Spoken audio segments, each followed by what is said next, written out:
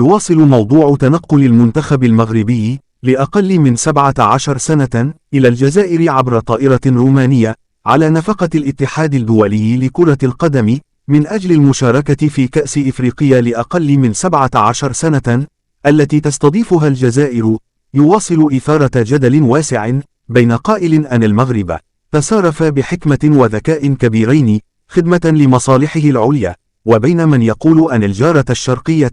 نجحت في تركيع رئيس الاتحاد المغربي لكرة القدم وإجباره على الخضوع لشروطها.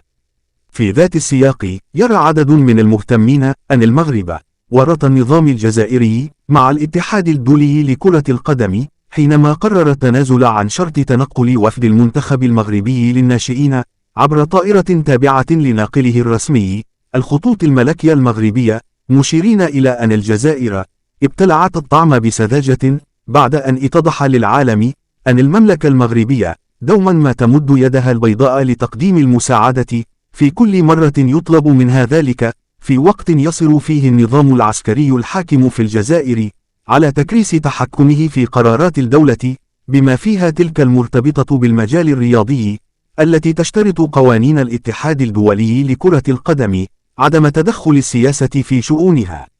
وعلى ضوء ما سلف ذكره، قالت نفس المصادر على أن الاتحادين الإفريقية والدولي لكرة القدم لن يجدد الثقة في الجزائر من أجل تنظيم تظاهرات رياضية مقبلة بسبب المشاكل العديدة التي تسبب فيها النظام الجزائري بسبب إصرارهم على توظيف الرياضة في قضاياهم السياسية، سيما تلك التي لها صلة بتوتر علاقاتهم مع المغرب.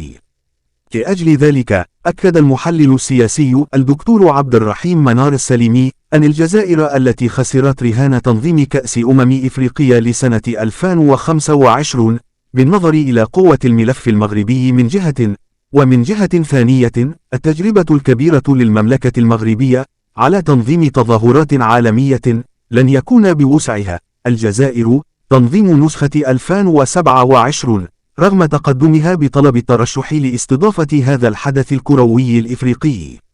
وأشار الدكتور عبد الرحيم منار السليمي إلى أن الاتحاد الإفريقي لكرة القدم لا يمكن أن تمنح شرف تنظيم نسختين متتاليتين لكأس إفريقيا للأمم لبلدين جارين يوجدان بشمال إفريقيا حتى لو من باب الإرضاءات وجبر الخواطر، لأن قوانين الاتحاد الأفريقي لكرة القدم تفرض منطق المداورة بين جهات القارة، وبالتالي تكون الجزائر قد ابتلعت فعلا الطعم المغربي، وبالتالي خسرت فرصة الحظ الأخيرة لها من أجل نيل شرف تنظيم هذا العرس الكروي القاري.